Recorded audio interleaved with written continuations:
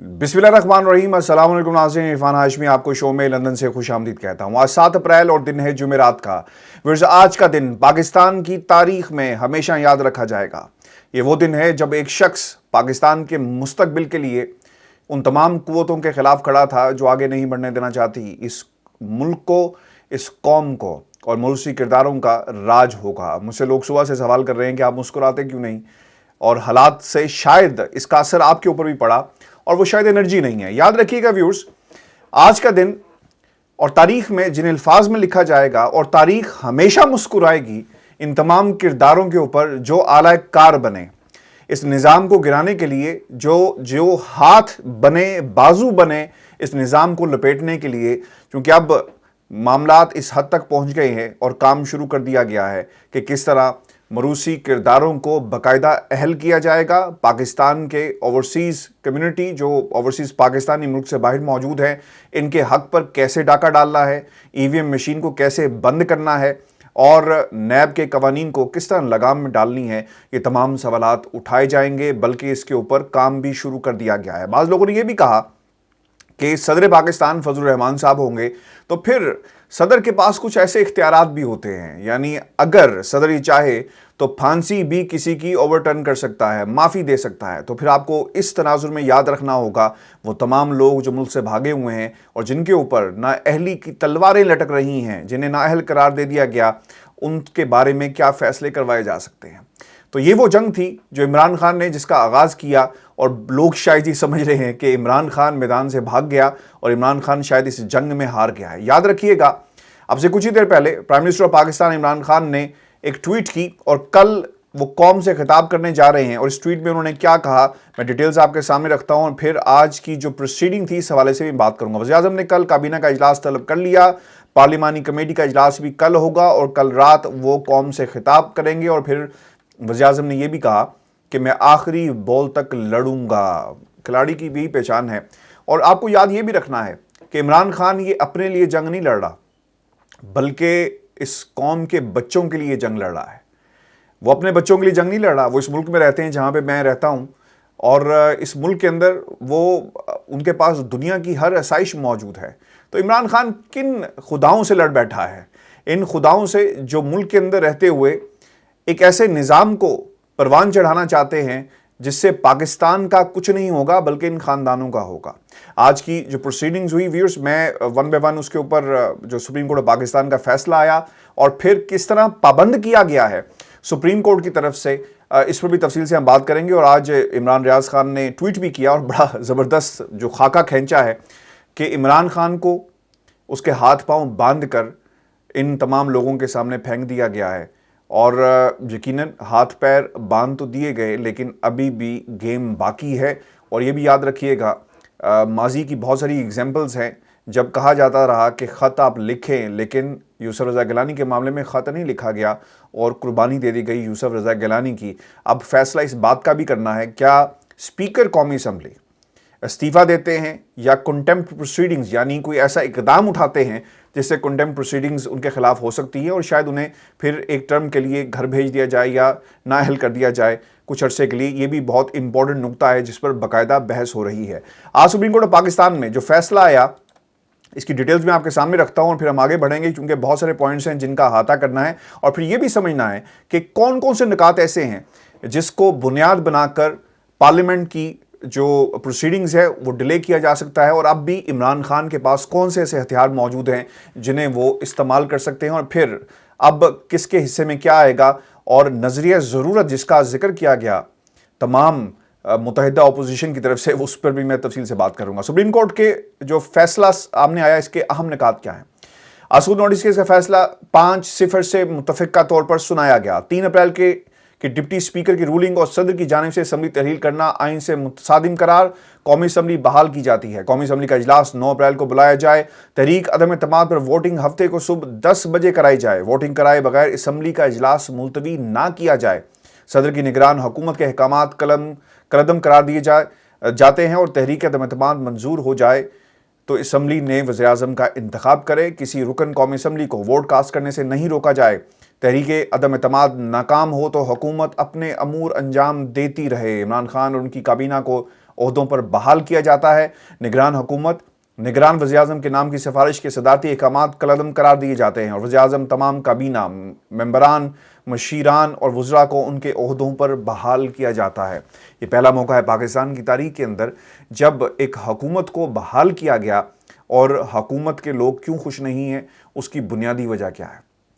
کیونکہ اب یہ شب خون مارا جائے گا۔ جیسے میں نے تفصیل سے بات کی کہ کس طرح ان کرداروں کے اوپر اور وہ جو جتنے بھی ان کے عزائم ہیں ون بائی ون کر کے انہیں پورا کیا جائے گا، جس کی متعدد بار اپوزیشن کے لوگ بات بھی کر چکے ہیں۔ ویورز یاد رکھیے گا، میں نے پہلے بھی یہ بات کہی تھی کہ یہ از خود نوٹس ہے۔ جب عدالت کے تمام فاضل جج گھروں میں بیٹھے ہوئے تھے اور اس پروسیڈنگ کو دیکھ رہے تھے، تو پھر ہم نے یہ بھی دیکھا کہ انہوں نے فی الفور اتوار کے روز عدالت لگائی۔ اس کا مطلب یہ تھا کہ وہ ڈے ون سے ہی اس کے حق میں نہیں تھے، اور انہوں نے اپنا جو ذہن تھا وہ بنا چکے تھے کہ شاید اب حکومت تبدیل ہو جائے گی۔ جو اسکرپٹ رائٹرز تھے وہ یہ سمجھ رہے تھے کہ شاید حکومت اب گھر جائے گی اور پھر کس طرح ایک حکومت کو دوسری حکومت کو ریپلیس کرے گی، یہ سب اسکرپٹ میں لکھا گیا۔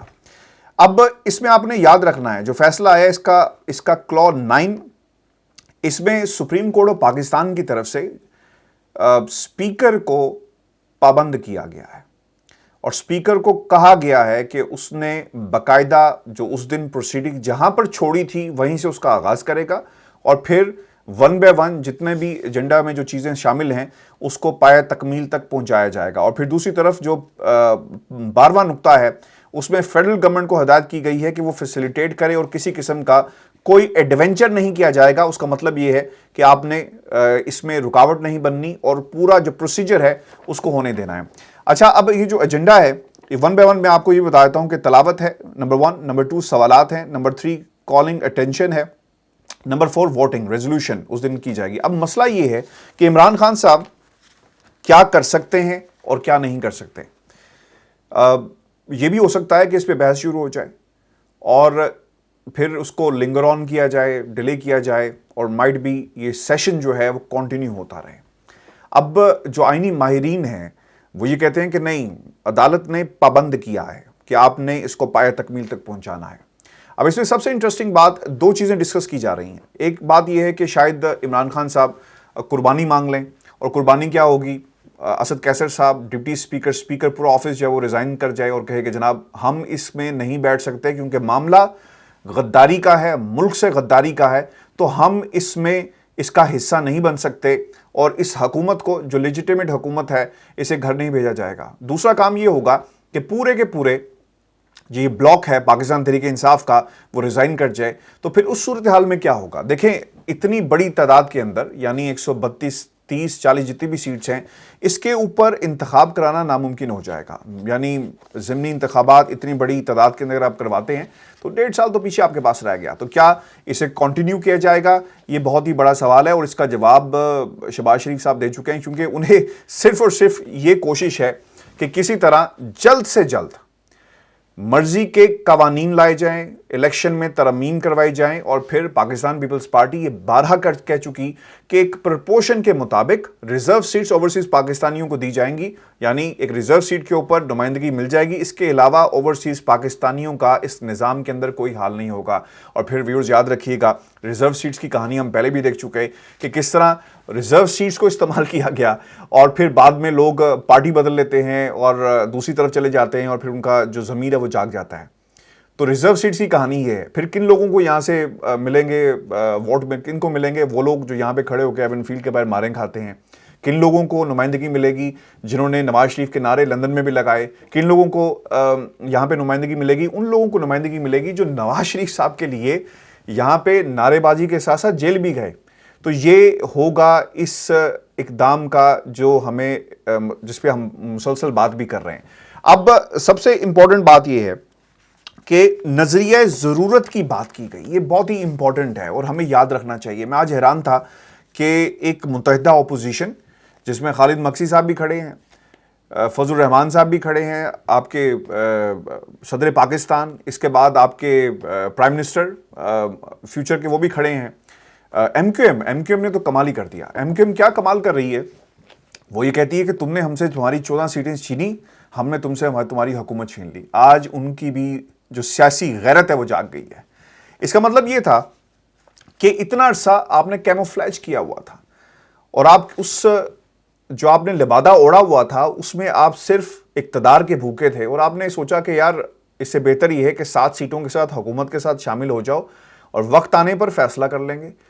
پاکستان جو ایم کیو ایم پاکستان ہے اس نے یہ فیصلہ بھی کیا، اور میری اطلاعات کے مطابق کراچی کے اندر ایم کیو ایم کا جو دفتر ہے ایم کیو ایم لندن کا، جس کو بند کیا گیا، جس کو ہمیشہ کے لیے ختم کر دیا گیا، باقاعدہ طور پر ایکٹیو ہو چکا ہے۔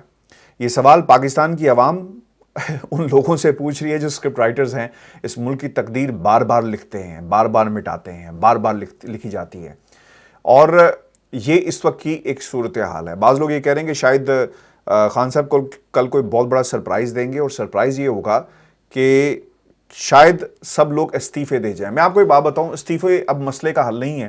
میں یہ سمجھتا ہوں کہ جن لوگوں نے یہ فیصلہ کر لیا اور وہ یہ چاہتے ہیں، یہ سب صرف اور صرف انا کا معاملہ ہے، اس سے زیادہ اور کچھ نہیں ہے۔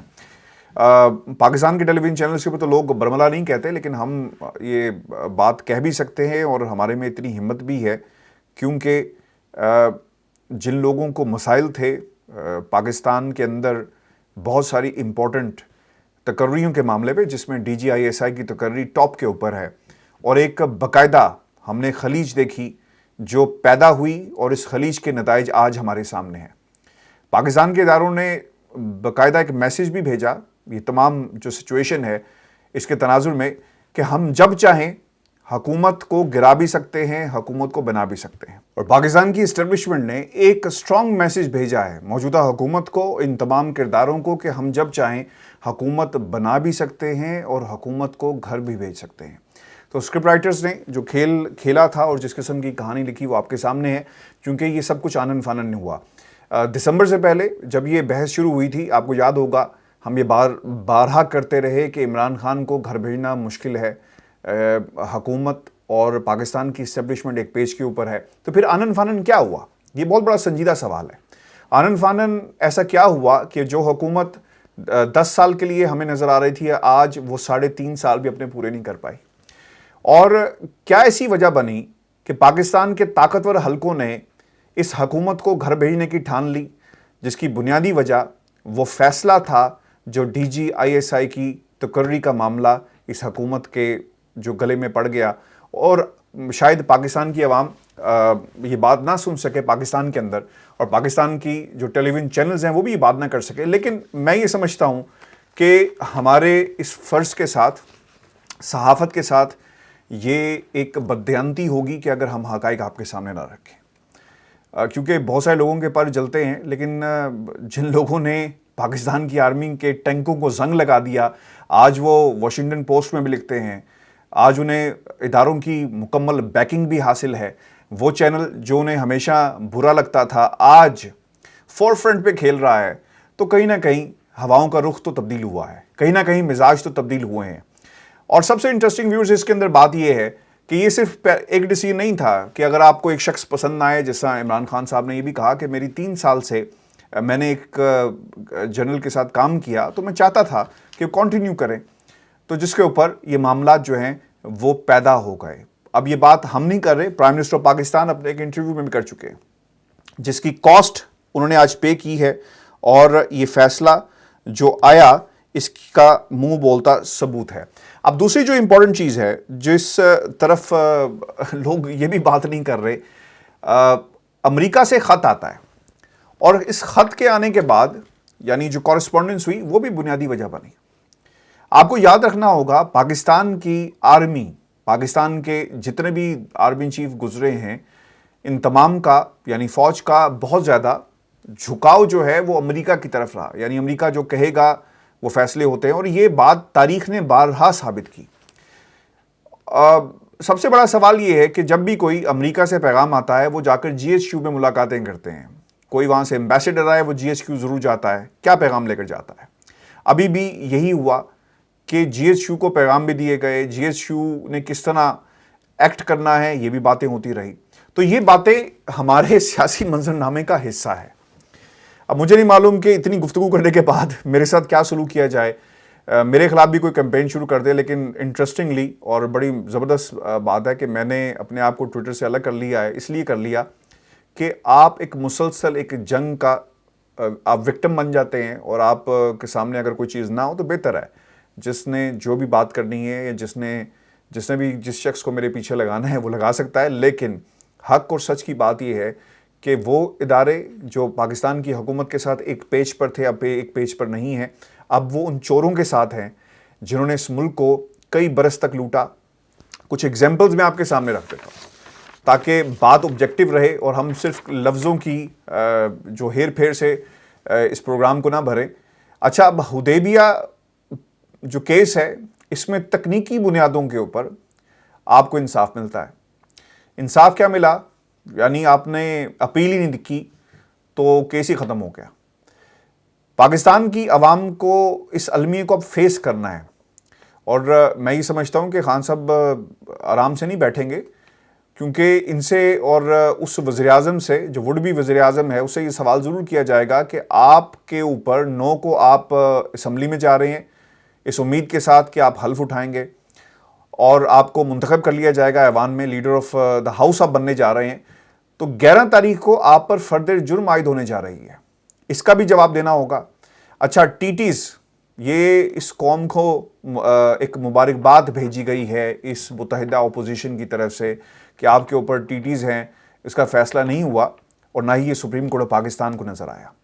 Panama case supreme court of Pakistan کو کسی حد تک نظر آیا, لیکن اس کا فیصلہ کیا ہے؟ آج بھی جو لوگ جن کے خلاف فیصلے آئے وہ ملک سے باہر ہیں اور اب ملک میں واپس آنے کی ٹکٹ جو ہے وہ کٹا چکے ہیں, اور کسی وقت بھی فیصلہ ہو جائے گا, کیونکہ حکومت آپ کی ہو, ایف آئی آپ کی ہو, امیگریشن آپ کا ہو, عدالتیں آپ کی ہوں, نظام آپ کا ہو, تو آپ کو کون روکے گا؟ آپ جیل نہیں جائیں گے, آپ سیدھا جاتی عمرہ جائیں گے. پھر سب سے امپورٹنٹ جو بات ویورز ہے, اسد کیسر صاحب نے قومی اسمبلی کا اجلاس 9 اپریل کو صبح 10 بجے طلب کر لیا ہے, اور میں آپ کو یہ بات بتاؤں کہ جو کچھ بھی ہو رہا ہے سپریم کورٹ کی ہدایت کے اوپر ہو رہا ہے.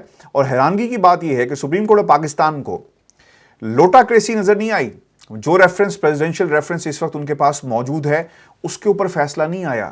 اتوار کو عدالت لگائی گئی اور فیصلہ دیا گیا.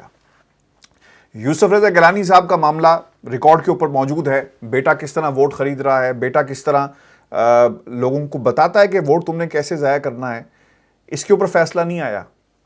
لیکن اس بات پر فیصلہ آ گیا کہ اسپیکر نے غیر آئینی کام کیا اور اس کو دوبارہ بحال کر دیا گیا. پاکستان کے اندر عدالتیں الیکشن کمیشن آف پاکستان سے نہیں پوچھتی کہ تم نے جو کام تمہارا پائلٹ پروجیکٹ کا تھا پورا کرنے کا وہ تم نے کیوں پورا نہیں کیا, لیکن لوگ ٹیلی ویژن چینلز پہ بیٹھ کر پوری قوم کو بھاشن دے رہے ہیں کہ جناب یہ نظریہ ضرورت ہمیشہ کے لیے دفن ہو گیا. آپ ضرور غور سے اس تصویر کو دیکھیے گا کہ یہ جو بھانمتی کا قبہ ہے اور جو سب اکٹھے ہوئے, یہ نظریہ ضرورت تھا یا پھر یہ کام جو عمران خان صاحب نے کیا؟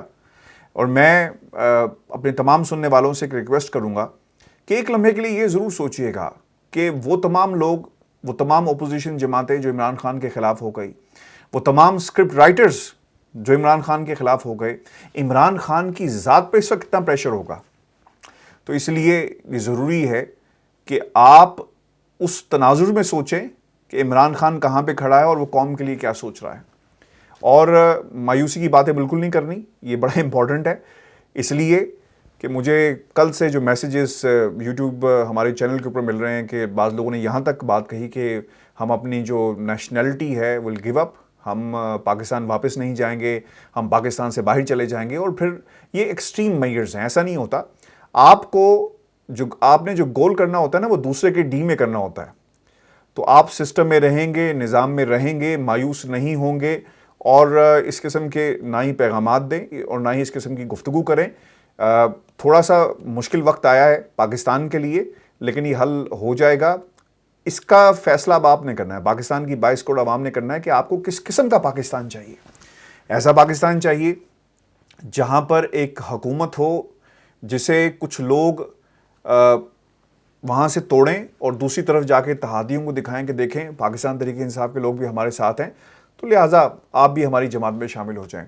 میں یہ سمجھتا ہوں کہ یہ ڈیسائسو فیکٹر ہے پاکستان کی, پورے پاکستان کے لیے, اور مجھے یقین ہے کہ وہ لوگ بھی اب باہر نکلیں گے جنہوں نے عمران خان کو یا پاکستان کی کسی دوسری جماعت کو کبھی ووٹ نہیں ڈالا، جو ہمیشہ خاموش رہتے ہیں اور وہ کہتے ہیں کہ یار چھوڑو، اس ملک کا کچھ نہیں ہو سکتا. اس ملک کا ہو سکتا ہے.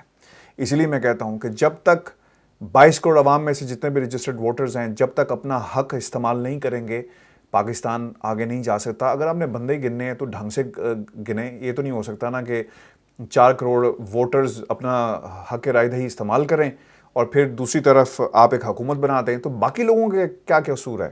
تو اس چیز پر پاکستان کی قوم کو جو ہے وہ فیصلہ کرنا ہوگا، کیونکہ یہ صرف ایک پارٹی کا معاملہ نہیں بلکہ 22 کروڑ عوام کا معاملہ ہے. اسی طرح انسٹیٹیوشنز جو ہیں وہ آگے بڑھیں گے. انسٹیٹیوشن سے مراد وہ انسٹیٹیوشنز نہیں اسکرپٹ رائٹرز ہیں. انسٹیٹیوشن سے مراد جمہوریت ہے. جمہوریت ایوالو ہوگی جس طرح جمہوریت کو ایوالو ہونے کا حق ہے. ورز یہ ہماری آج کی ویڈیو تھی، اور پاکستان کے لیے بہت ساری نیک تمنائیں، اور انشاءاللہ سچ جو ہے وہ پریویل کرے گا. اور یہ لوگ جتنی بھی کوشش کر رہے ہیں اس سسٹم کو ڈیل کرنے کی، یہ نہیں ہوگا، کیونکہ ابھی تو گیم شروع ہوئی ہے اور کھیل اب شروع ہوا ہے. کمنٹس بھیجیے گا، چینل کو ضرور سبسکرائب کریں. اجازت دیجیے. اللہ کے بعد.